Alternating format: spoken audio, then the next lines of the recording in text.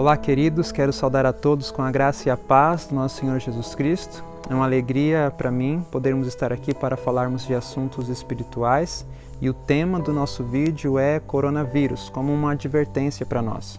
As profecias estão se cumprindo bem diante dos nossos olhos e elas são justamente o plano de fundo para os acontecimentos atuais. Uma crise foi instalada. E é justamente numa crise que o caráter é revelado. Mas Jesus nos disse como nos prepararmos para as crises que viriam. E ele disse isso em Mateus capítulo 7, a partir do verso 24, quando ele usa uma ilustração, falando daquele que constrói a sua casa sobre uma rocha, esse é o homem prudente que ouve e pratica suas palavras, e o outro homem, aquele insensato que constrói a sua casa sobre a areia. Jesus nada mais, nada menos está falando da construção do caráter, do preparo do caráter frente às crises. E unicamente aqueles que estariam ouvindo e praticando as palavras de Cristo estariam preparados para as crises, que seriam as chuvas que descem, os rios que correm, os ventos que sopram e combatem contra aquele caráter. Então, espero que você continue conosco. Nós vamos aqui estar respondendo a 6 perguntas e que nós possamos então estar em oração para que o Senhor nos ajude e nos fortaleça nesses momentos difíceis.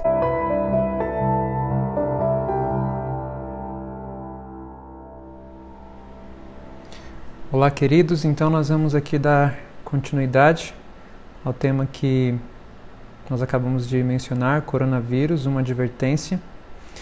E eu quero começar falando do nosso propósito com essa reflexão. Nosso propósito não é causar sensacionalismo, alarmismo ou falar de teorias da conspiração, pois na verdade há uma conspiração e esta é por parte de Satanás e de seus confederados.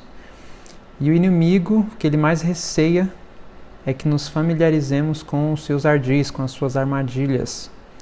E Satanás, se pudesse tirar-nos dessa terra, ele já o teria feito há muito tempo. Mas o nosso propósito é que nós tenhamos aqui uma séria reflexão sobre a nossa condição individual, a condição de nossas famílias e de nossas igrejas diante de Deus, em face desses acontecimentos que estão nos afetando direta ou indiretamente. Nós não podemos ignorar as armadilhas do inimigo, sem prejuízo da nossa vida espiritual. Se nós escolhermos viver inconscientemente e inconsequentemente, ignorando assim a astuta aproximação do inimigo, seremos apanhados em suas armadilhas. A Bíblia fala que o mundo jaz no maligno. Nada acontece por acaso. O grande conflito continua em curso e cada vez mais está se intensificando. Portanto, é momento de sermos como atalaias sobre os muros de Jerusalém. Precisamos avisar acerca da aproximação do inimigo, sem dar um sonido incerto. Portanto, nossas percepções devem ser claras de acordo com as profecias e a guia do Espírito Santo. Bem, aqui estão as 6 perguntas que nós vamos responder. O que é coronavírus ou Covid-19? Será isso uma advertência para os adventistas? Por que epidemias? Como se proteger? Quais as consequências? Qual o nosso dever? Bem, vamos então à primeira pergunta. O que é coronavírus? Segundo o site do Ministério da Saúde, coronavírus é uma família de vírus que causam infecções respiratórias. Nós não vamos nos demorar muito aqui. Nós vamos ser objetivos, esse não é o nosso foco em si. O novo agente do coronavírus foi descoberto em 31 de 12 de 2019 após casos registrados na China. Provoca a doença chamada de coronavírus ou Covid-19. São nomes diferentes para a mesma coisa. Quais são os fatos sobre o coronavírus? Aqui é algo interessante. Nós não vamos discutir sobre a origem, enfim.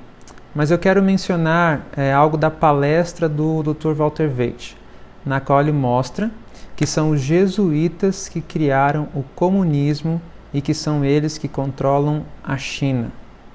Ou seja, há sim um plano contra o povo de Deus e Satanás está à frente disso. E nós sabemos que, segundo Apocalipse 13, o poder que representa Satanás aqui nessa terra é o papado, né, a Igreja Católica Apostólica Romana, Roma, e os jesuítas estão por trás de tudo isso. Pois bem, vamos avançar. Os primeiros coronavírus humanos foram isolados pela primeira vez em 1937. No entanto, foi em 1965 que o vírus foi descrito como coronavírus, em decorrência do perfil da microscópia parecendo uma coroa. E aqui, com a palavra coroa, nós temos a conexão para a próxima pergunta. Será isso, o coronavírus, uma advertência para nós, adventistas do sétimo dia? O que podemos aprender com tudo isso que está acontecendo? Quais as lições que podemos tirar? Bem, sabemos que o que está acontecendo agora é algo inédito. Nós nunca vimos isso acontecer. As pessoas estão nas suas casas, as viagens estão sendo canceladas, os voos estão sendo cancelados, pessoas isoladas em navios, dificuldades por toda parte, pessoas brigando por causa de papel higiênico, álcool gel, acabando das prateleiras, enfim. Será que isso é uma advertência para nós?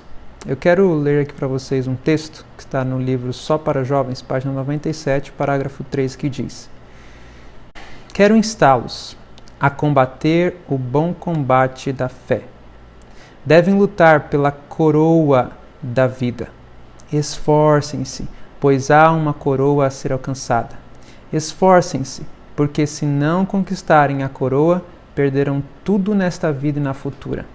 Esforcem-se, mas que isso aconteça no poder de seu Salvador ressuscitado. Amém?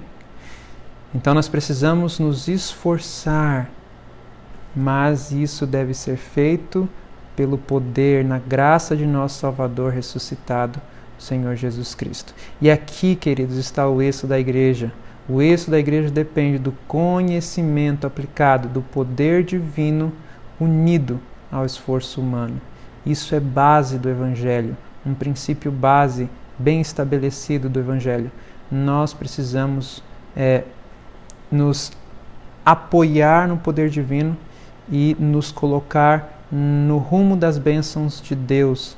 E a Bíblia diz que o reino de Deus é conquistado por esforço, e são aqueles que se esforçam, que se apoderam dele. Mas diante de tudo que tem acontecido, eu tive uma percepção. E vamos ver se você concorda comigo.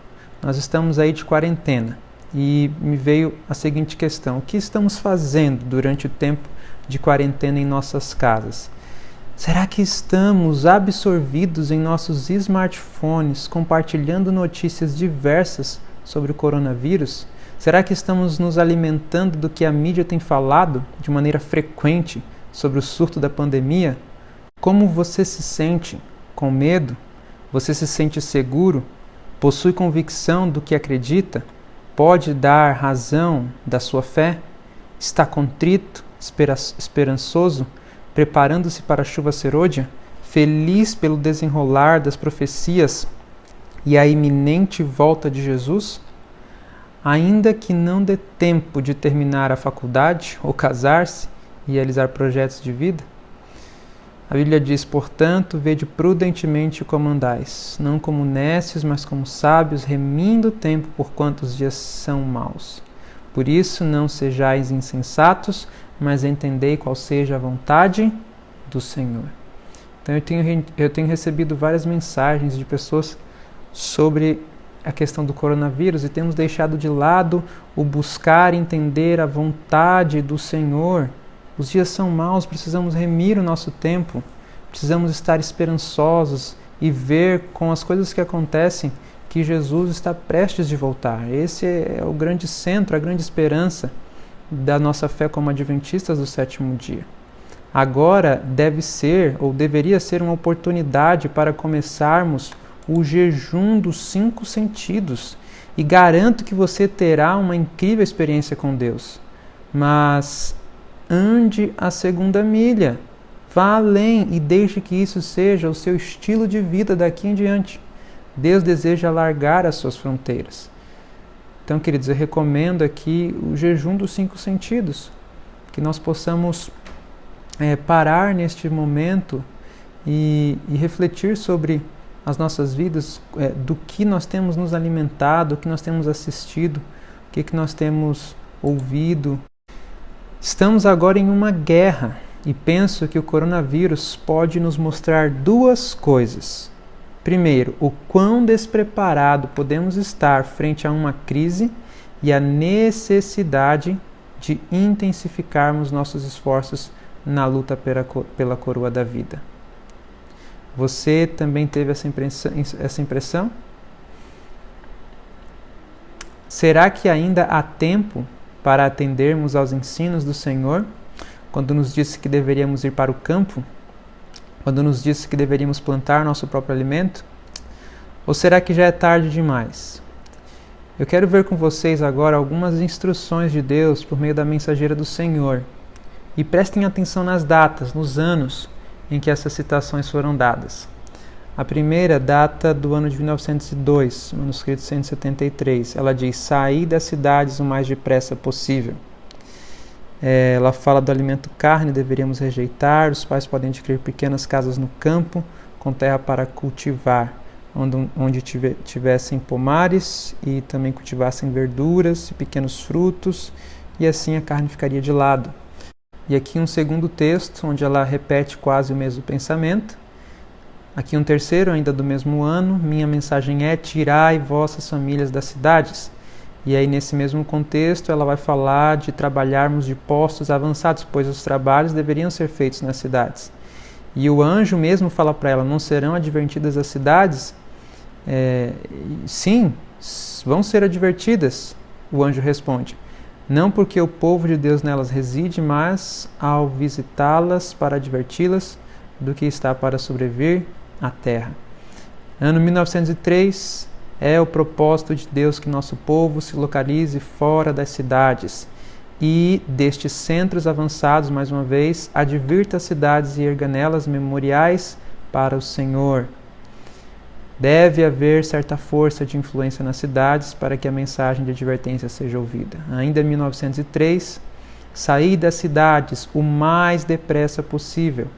Agora, ano 1904, devemos começar agora a atender as instruções que a miúde nos têm sido dadas. Sair das cidades para as zonas rurais. Imaginem se desde 1904 nós estivéssemos com um movimento de êxodo urbano, trabalhando de postos avançados. 1904 ainda, repetidas vezes tem o Senhor dado instruções de que nosso povo deve tirar suas famílias das cidades para o campo, onde poderão cultivar seu próprio mantimento.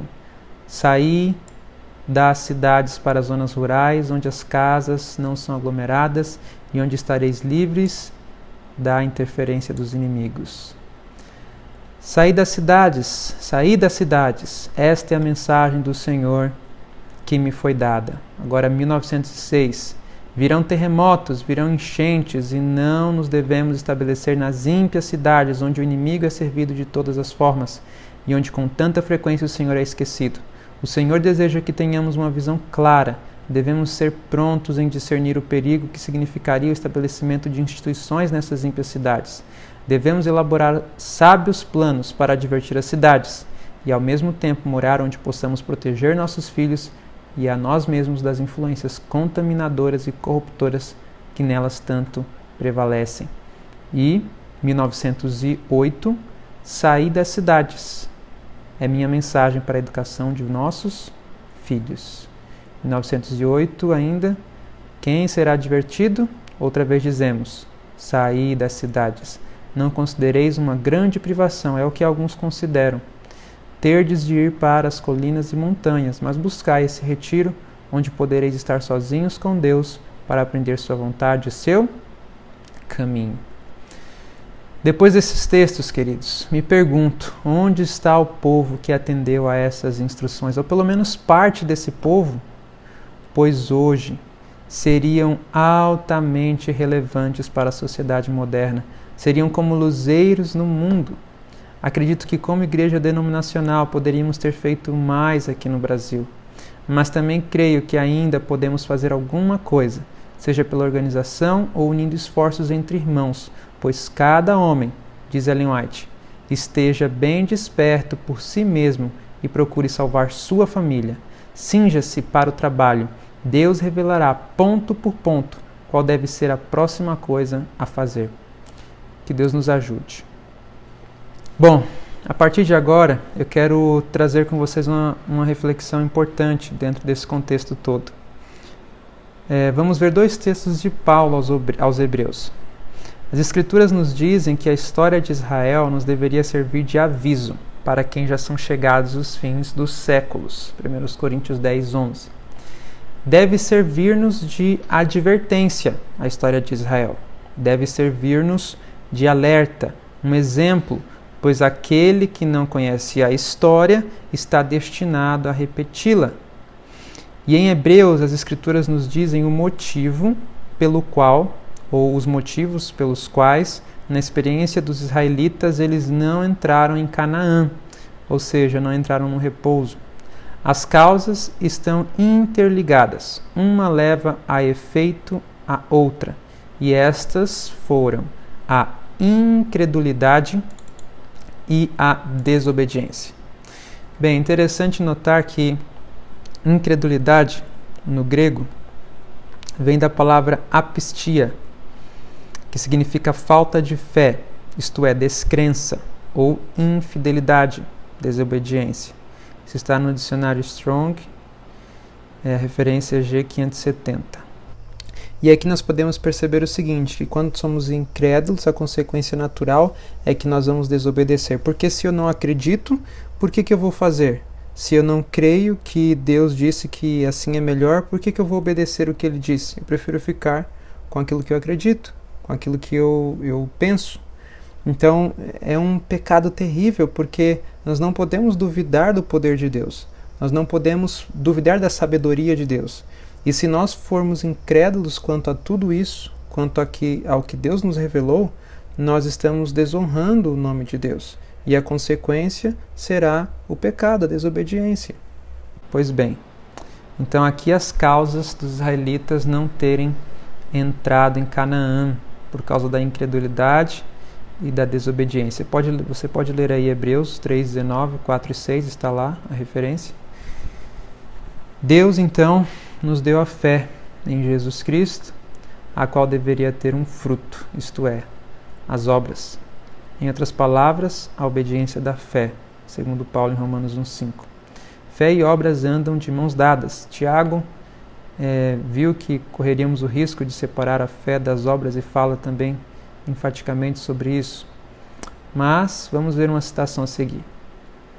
Se formos fiéis no cumprimento da parte que nos toca, cooperando com Ele, Deus operará por nosso intermédio para executar o seu beneplácito.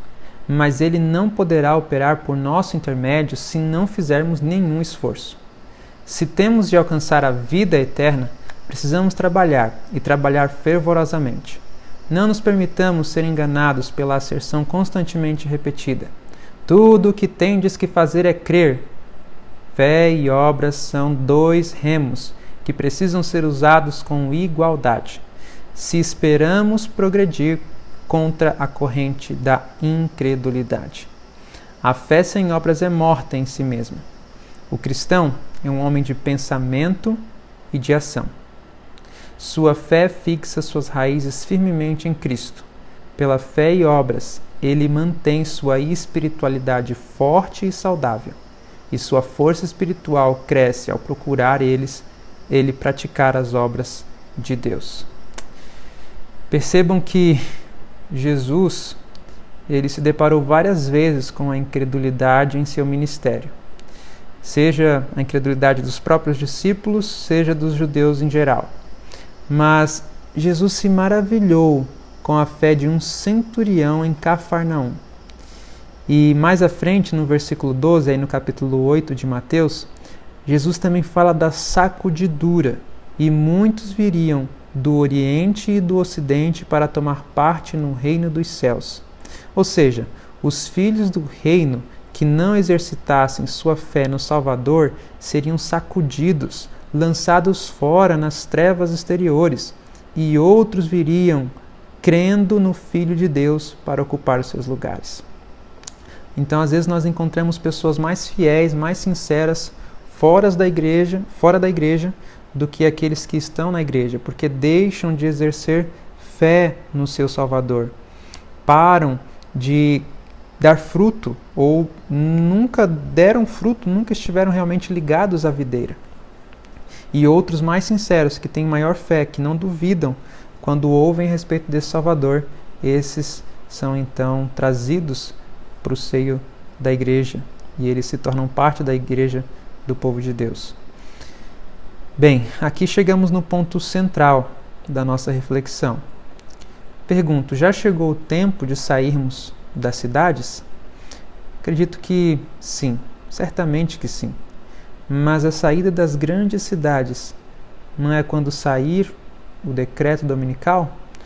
Tem muitas pessoas que falam que nós temos que sair da cidade somente quando o decreto dominical sair. Mas será que já não seria tarde demais? Temos que sair da cidade somente quando o decreto dominical sair? Se você está esperando sair o decreto dominical para ir para o campo, cuidado, pode ser tarde demais. Não pelo fato de fazermos isso para sermos salvos, mas pelo despreparo do caráter. Estaríamos sem as vestes da justiça de Cristo. O propósito de ir para o campo não é fugir, mas também é a formação do caráter. Mostraremos em outro estudo sobre esse assunto, ou seja, o despreparo frente à lei dominical. Iremos estudar o artigo do professor e pesquisador de teologia sistemática Norman Gulley. Ali ele descreve que é mais cedo para os adventistas do que para os outros cristãos. Os outros cristãos são aqueles que vão vir quando o alto clamor for dado, aqueles que virão na hora 10ª. Para eles é mais tarde, para nós é mais cedo. Com a lei dominical, as decisões já terão sido tomadas. O decreto dominical é a sacudidura visível, quando realmente aqueles que forem joio serão sacudidos e ficará somente o trigo, o grão puro, para que avancem e possam então estar preparados para a volta de Jesus. Percebendo a nossa negligência em relação às orientações de Deus para irmos para o campo, pode ser que tenhamos lançado para longe de nós os remos da fé e das obras, e os substituímos pelos remos da incredulidade e desobediência, e assim estamos por mais tempo do que deveríamos perdidos no grande mar. Deus tenha misericórdia de nós, que nós não venhamos individualmente ser incrédulos quanto às orientações de Deus. Será que confiamos realmente na direção de Deus sobre sua igreja por meio do dom profético? Cremos no espírito de profecia? Sabem, muitas crises ao longo da história da igreja surgiram por conta de rejeitarmos aos testemunhos. Será que cremos realmente no que Deus disse por meio de sua serva, Ellen White? Porque se crêssemos, estaríamos agindo na direção das bênçãos de Deus. Teríamos feito planos como uma igreja denominacional para termos postos avançados mais do que temos e continuarmos avançando com a obra. Ele, Jesus, é o general. E aqui eu quero vos contar uma história. Um grupo de soldados estava marchando e o general que estava ali à frente, ele deixa de dar uma ordem para que eles pudessem virar à direita. E eles simplesmente continuam marchando em direção a um belo jardim cheio de flores. E então começaram a pisotear, marchando sobre aquele jardim. Por que eles não viraram? Porque eles atendem à voz do general. Nós precisamos reconhecer a voz do nosso pastor. Ele é o general e devemos seguir as suas ordens, devemos agir sob sua palavra. Nós somos apenas soldados, cabe a nós obedecer a sua voz. Então acredito que Deus nos deu estratégias e nós precisaríamos ter seguido as estratégias dele. Ou será que somos mais sábios do que Deus? De modo nenhum. Não somos mais sábios do que Deus, mas às vezes parece que queremos ser mais sábios do que Deus porque temos os nossos próprios planos, fazemos os nossos próprios planos, mas Deus tem planos mais sábios. Portanto, devemos obedecer aquilo que o Senhor nos disse, sem questionar, sem duvidar, mas sermos firmes e confiantes. Você, querido pastor ou líder da igreja, não desestimule, desanime ou classifique como dissidente aquele que deseja ir para o campo, seja com sua família ou para iniciar projetos missionários de sustento próprio.